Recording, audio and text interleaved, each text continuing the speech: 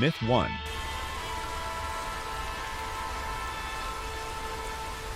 Red Dead Redemption 2 ends with Arthur Morgan buried on a quiet hill, the kind of place that feels peaceful, until players start swearing it isn't. Because ever since launch, there's been a persistent campfire rumor that Arthur didn't quite stay put. The myth goes like this: if you return to Arthur's grave after finishing the story, especially as John, strange things can happen. People claim they've heard Arthur's voice, slow footsteps behind them, or even seen a figure standing near the grave, watching. Some swear they saw Arthur himself, before he simply walks away, like he's late for one last ride. Now here's where it gets very Red Dead. Videos popped up showing what looks like a hidden cutscene. Arthur's ghost approaching the grave, John kneeling, the two standing close like they're about to shake hands, or hug, or emotionally devastate the entire fan base. Arthur even appears to wait, because apparently haunting someone politely is his thing. In some versions, he even has a ghost horse, which feels a little excessive, but also very on brand, and then nothing. No dialogue, no confirmation. Arthur just turns and leaves, which immediately raises the question, is this real, or is this just the internet doing what it does best? Most evidence points to mods, lighting tricks, or players desperately wanting Arthur back, which, honestly, fair. Even hardcore myth hunters admit the footage looks too clean, too cinematic, like something Rockstar didn't actually hide. And yet, Rockstar does love messing with players, so the door never fully closes. What makes this myth linger is something quieter. Arthur is almost completely absent from Red Dead Redemption 1. John never mentions him. No stories, no grave visits, no name spoken. It's like Arthur was erased, which makes players wonder, if Arthur doesn't exist in the dialogue, maybe he exists somewhere else. Some fans even claim that during the very final moments of Red Dead Redemption, when Jack gets his revenge, a lone animal can be seen in the distance. And yes, people immediately asked Apod the most unhinged question possible. Is that Arthur as a ghost, watching from afar? Is it real? Almost certainly not. But does it feel real? Absolutely. Arthur's ghost works as a myth because Red Dead is already a story about unfinished business, about men who don't get closure, about lives that end quietly while the world moves on without saying thank you. So whether Arthur's ghost is actually in the game, or just in the heads of players who weren't ready to let him go, well, if you hear footsteps near that grave and you suddenly feel like someone's watching your back, just remember, Arthur Morgan was always the kind of man who made sure nobody rode alone. Myth 2.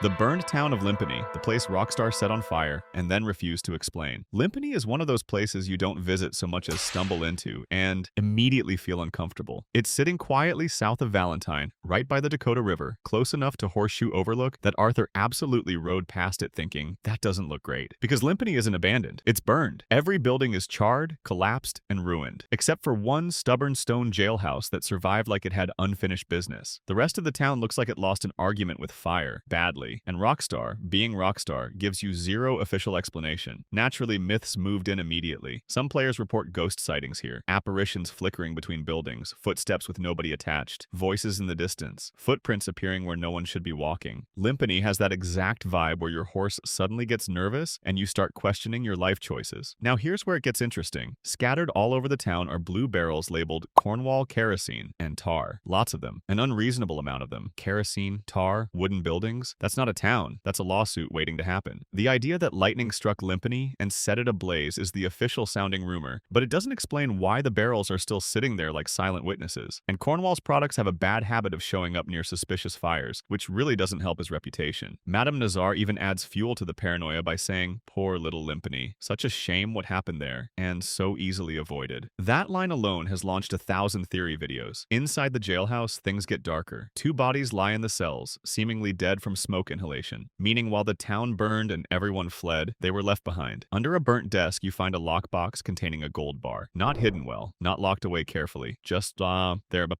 which raises the question, was this town burned by accident, or was someone looking for something? There's also evidence of volatile fire bottles nearby, a separate brush fire close enough to Limpany to feel connected, and cigarettes left upstairs in the saloon. In a town soaked in kerosene, that's all it takes. One theory suggests criminals tried to burn the town deliberately to loot it, expecting to search once everyone fled. Maybe they didn't have time. Maybe one betrayed the other. Maybe they both died choking on smoke, never finding what they came for. And then there's the creepiest detail of all. The name Limpany may reference Betty Limpany, a young woman executed in 1799 for allegedly committing arson. A stretch? Maybe. But Rockstar does not name things by accident. In the end, Limpany never gets closure. No newspaper articles, no NPC stories. It just exists, burned, silent, and forgotten. A town erased so completely that even history barely remembers it, which somehow makes it worse. Limpany isn't haunted because of ghosts. It's haunted because no one ever came back to explain what really happened. And in Red Dead Redemption 2, that's usually a sign you're standing exactly where you shouldn't be. Myth 3.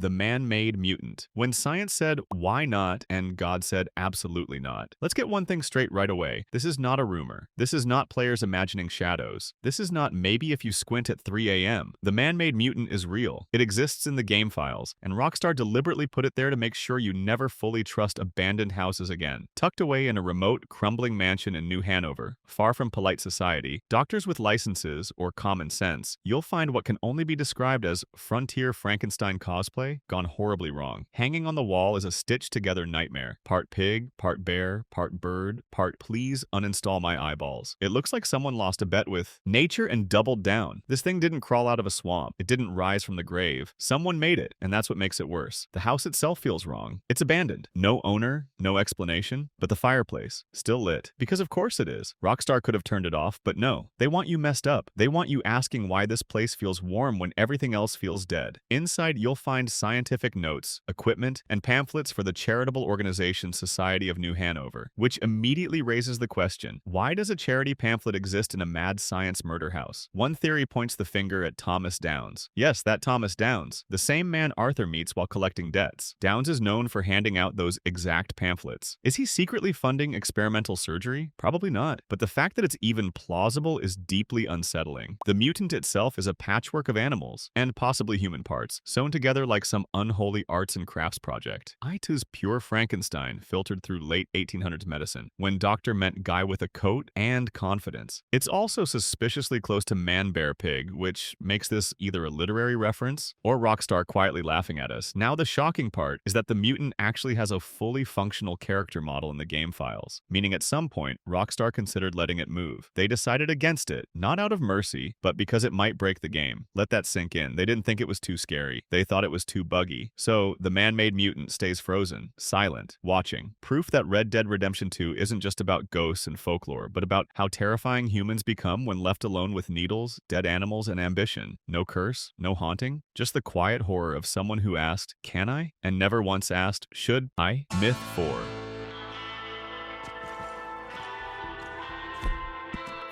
The mysterious Howls of Amberino. Something up there is very unhappy. Amberino is already doing a lot before the howling even starts. It's cold and empty. Your horse looks one bad step away from filing a complaint. And then, you hear it. A howl. Not a normal wolf howl, not the polite, I live here, please leave, kind of. This thing sounds too big, too long, too deliberate. Like whatever made that noise has lungs the size of a barn, and feelings about you personally. Players started noticing it pretty early on. Deep in the snowy wilderness of Amberino, usually at night, because of course it echoes across the mountains. And once you hear it, you don't forget it. It's bone cold. It feels wrong. Like the game briefly stopped being a Western and remembered it owns a horror department. So naturally, theories went completely off the rails. One idea is that it's some kind of monster-sized wolf, not a legendary animal with a health bar and a nameplate. Something else. Something Rockstar didn't label, didn't explain, and definitely didn't let you hunt for a cool coat. Which honestly makes it scarier, because Red Dead usually loves explaining itself. Then we get into the really fun theories. Some players think there's a super secret cult hidden deep in the mountains. Devil worshippers, sacrifices, dark rituals. The whole don't follow the chanting situation. And considering Rockstar already put the night folk, serial killers, and the KKK in the game, this theory doesn't feel as wild as it should. The bar is already underground. Others believe the Howls belong to ghosts or demons. Not the swamp ghost we already know. This would be something more aggressive. Less whispering poetry, more screaming into the void. A spirit tied to the land itself, angry and loud and very much not interested in your map completion percentage. Then there's the classic Bigfoot. Yes, again. Because Rockstar knows what they did in Red Dead Redemption 1. They know players will never let Bigfoot go. So the idea is that these howls are a breadcrumb trail. A tease, a maybe one day situation. Some people even imagine a scrapped or future event involving missing persons, massive footprints in the snow, and newspapers quietly freaking out about it. And honestly, that would have worked. But the darkest and weirdly most fitting theory is the Wendigo. In Native American folklore, the Wendigo is a cursed entity tied to starvation, cannibalism, and possession. A thing born from desperation and greed. Half creature, half warning. And Amberino just so happens to sit on land taken from native tribes, soaked in violence and displacement. If a curse was going to exist anywhere, it would be there. Rockstar never confirms any of this. No journal entry, no mission, no payoff, just sound design doing psychological damage from a distance. And maybe that's the point. The Howls don't want to be found. They want to be heard, because sometimes the scariest myth isn't the monster you see. It's the one that stays hidden, screaming in the snow, reminding you that some places were never meant to be quiet. Myth 5. 2.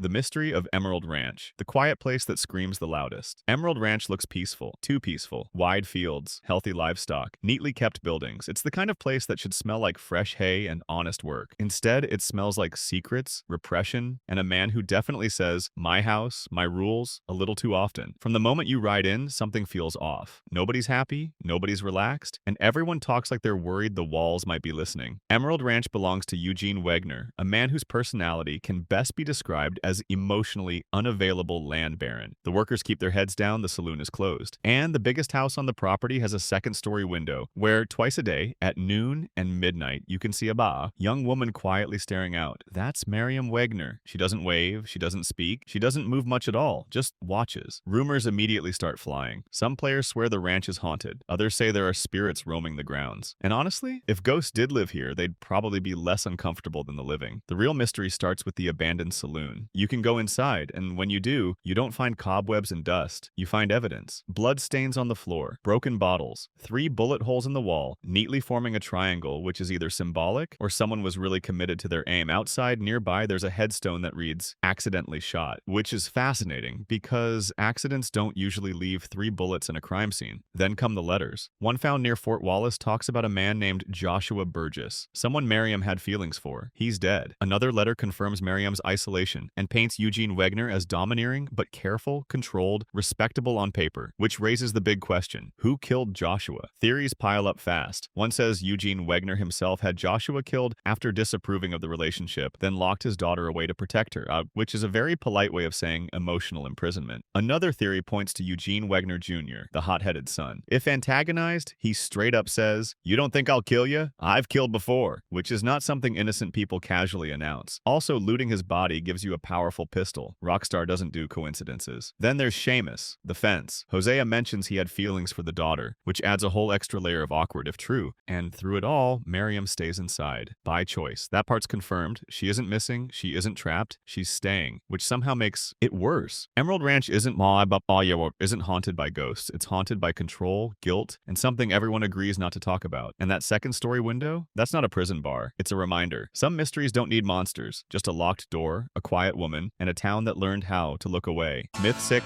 So you would be forgiven for believing that it was a plague that felled the town of Pleasance. The Mystery of Pleasance, the town that speedran damnation. Pleasance is the kind of place you stumble into by accident and immediately wish you hadn't. On the map, it's just a name. In reality, it's a full-blown turnaround partner situation. Boarded up buildings, graves everywhere, and helpful messages like "Stay out, plague," which, historically speaking, is never written by people who had a great week. Pleasance was founded in August 1883. By September 1883, it was gone. 1 month. That's a trial version of civilization. According to in-game history, Pleasance was wiped out by a violent massacre that killed 10 residents. Shot, stabbed, brutally, no survivors, no suspects, no explanation. And just to spice things up, possibly a plague on top of it, because apparently dying once wasn't enough. Now let's talk about the graves, because this is where things get weird. Some headstones say killed by gunshot, some say killed by knife wound, and others very deliberately say murdered. That wording matters. If everyone died violently, why are only some officially called murders? Take Jessie Yateman, 14 years old. Her stone says murdered. Her parents? Killed by gunshot. Her brother? Killed by knife wound. Same family, same event, different language. Then there's Curtis Baines, whose epitaph reads, "His love has taken from him by hate." That is crime of passion energy. Add in the Hawson family, where the parent is found murdered, but the teenage son dies by knife wounds, and suddenly this looks less like divine punishment, and more like humans doing what humans do. Best absolutely losing it. The town itself doesn't help. Buildings are graffitied with things like "unclean sinners" and "ill with sin." The church has no cross. The schoolhouse burned down. There's a giant dead snake nearby because subtlety died with the town. And then there's the barn, locked, marked with plague warnings even though everyone is already buried. So who or what was in there? Some players jump straight to satanic worship. And sure, Rockstar did base Pleasance on Helltown, Ohio, a real place rumored to be abandoned due to cult activity, chemical spills, and general "don't ask too many questions" vibes. But here's the thing, Chadya, Rockstar loves misdirection. What if the satanic imagery imagery was a cover story? What if the plague warnings were used to seal something away? What if Pleasance wasn't wiped out by demons, but by paranoia, fear, jealousy, and one very bad night that spiraled out of control? A love triangle, a false accusation, a witch hunt that turned into a slaughter, and once the blood was spilled, the town didn't die, it was erased. No newspapers, no justice, just graves, warnings, and silence. Pleasance isn't loud like other myths. It doesn't chase you. It doesn't jump out. It just sits there, rotting, waiting, like it knows exactly what happened and knows you'll never prove it. Myth 7.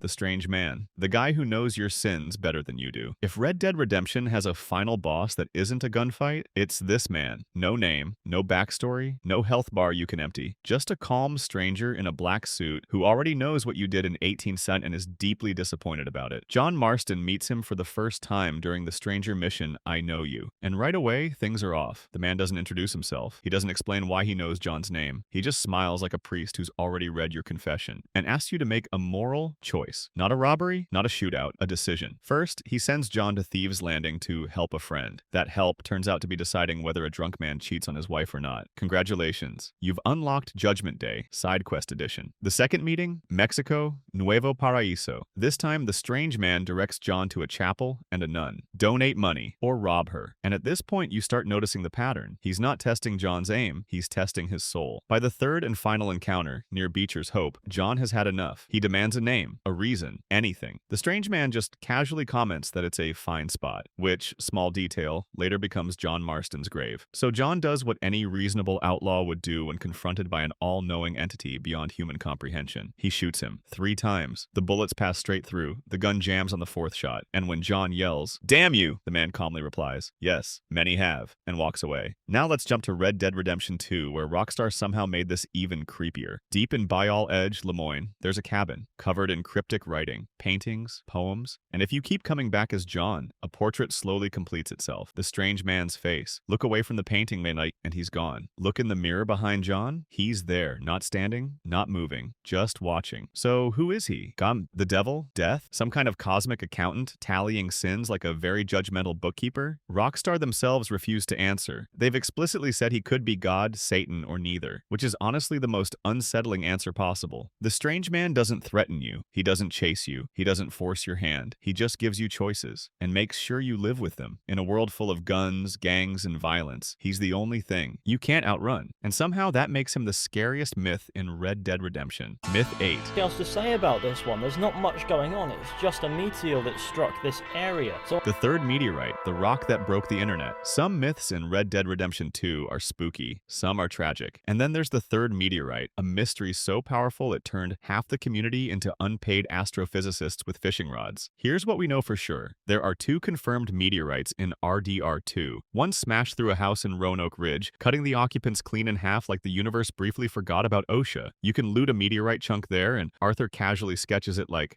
Sky Rock killed everyone. Weird. The second one landed nearby, flattening trees in a perfect circle like nature itself. Rage quit. You can grab that meteorite too. Arthur even jokes he's glad it didn't land on him, which is fair. He's got enough problems. Now here's where Rockstar gets evil. You can carry 3 meteorites in your inventory. Not 2, not maybe 3. 3, and yet only 2 exist. This single fact launched years of searching. People scoured deserts, rivers, snowfields. They interrogated NPCs like deranged detectives. Which brings us to the Valentine conversation. A ridiculously rare bit of NPC dialogue where 2 townsfolk casually mention a girl fishing a strange rock out of a river. That's it. No follow-up, no map marker, no explanation. So naturally, players spent hundreds of hours fishing every body of water in the game, hoping Arthur would reel in cosmic enlightenment instead of a sock. Nothing. Rockstar even teased us further with Francis Sinclair's mission. Pyramids, time travel imagery, meteor symbolism, basically screaming, yes, this matters, while refusing to explain how. There's also a newspaper article describing a meteor shower near Roanoke Ridge, complete with rumors of healing powers, which, hilariously, is true. Meteorites reduce heat damage. Because nothing says realism, like wearing space rocks to survive summer. So, where's the third one? Here's where the myth gets deliciously cursed. Rockstar never added it to RDR RDR2. Instead, years later, they quietly dropped a giant meteorite underwater in GTA Online's Cayo Perico update. A massive crater, a huge space rock, sitting there like Rockstar saying, "Oh, you wanted the third meteorite? Wrong game." It's either a shared universe hint or the pettiest joke in gaming history. So is the third meteorite still out there in Red Dead Redemption 2? Maybe. Maybe it was cut content. Maybe it vaporized. Maybe Rockstar just wanted to watch us suffer. Either way, the third meteorite isn't just a myth about space, it's about obsession, hope, and the realization that sometimes the real mystery is Rockstar laughing quietly from the shadows. Myth 9.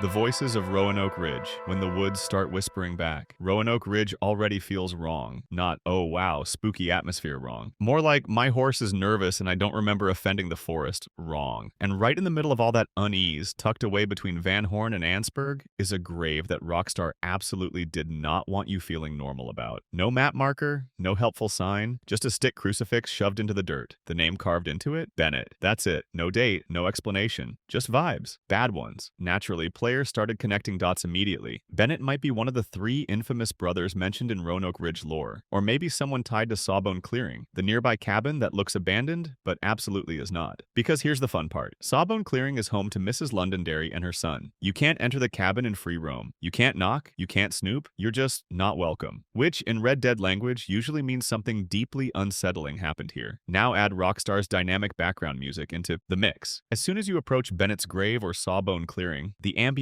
audio shifts. Not dramatically or loudly, just enough to make your brain go, hey, was that there before? Low hums, distant tones, that almost voices but not quite sound that makes you pause your horse like, okay, Arthur, we're not imagining this together, right? During foggy weather, it gets worse. Shadows stretch, bushes start looking like people. Trees feel positioned. Players have seen human shapes standing just outside visibility, only for them to dissolve into branches when you get closer. Is it ghosts? Is it psychology? Is it Rockstar weaponizing fog and audio design like absolute demons? Probably yes. Even your horse reacts. Ride through the area at night and it can get visibly uneasy, like it knows something you don't. And horses in this game have seen everything. If your horse is nervous, you should be terrified. So what is this place? A forgotten murder? A buried secret? A tragedy tied to the Londonderry family? Rockstar never confirms anything. No ghost jumps out, no cutscene triggers, no journal entry explains it, just an unmarked grave, a locked down cabin, and a forest that refuses to shut up. Sometimes the scariest myths in Red Dead Redemption 2 aren't about monsters, they're about what the game lets you notice and refuses to explain.